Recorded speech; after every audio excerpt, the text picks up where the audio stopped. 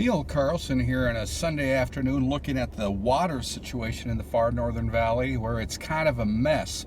Right now I'm at, where is this? About 20 miles north of Oslo on Highway 220, the Minnesota side, which would be about 35 miles north of Grand Forks.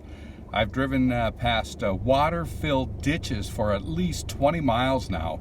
All kinds of crops, soybeans, sugar beets, corn, many of them standing in water. Right here they're working on the bridge. The construction site's going to be a mess to even try to get into. Let me get backed up here and I'll show you some fields and water around the area.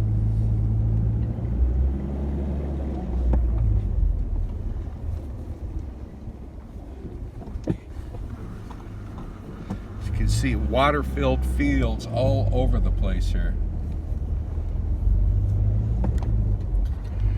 Southeast of here, I had one fellow text me that in October he's already had 12 inches of rain.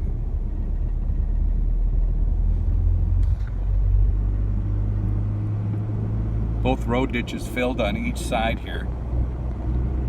And they've apparently had quite a bit more precipitation up here than in the Grand Forks area. So I reported this weekend, Grand Forks now has the wettest fall ever on record. This weekend's total precipitation for October and September adding up to 12.88 inches. That beat the old record set in 2008. Also kind of a ominous sign of the times around here.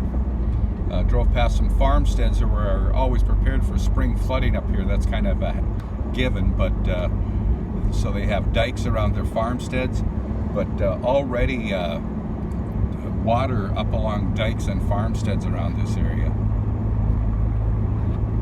See the water here stretching for a mile, and some of that's in fields that haven't been harvested yet. Drove past a lot of soybeans, corn, and sugar beets.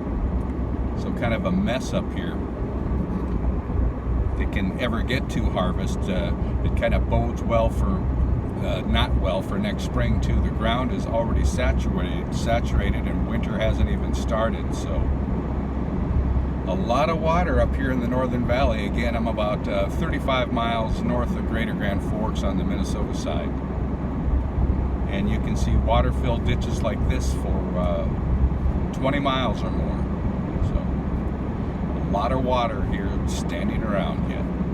Covering the Northern Valley, I'm Neil Carlson reporting for iNews.tv.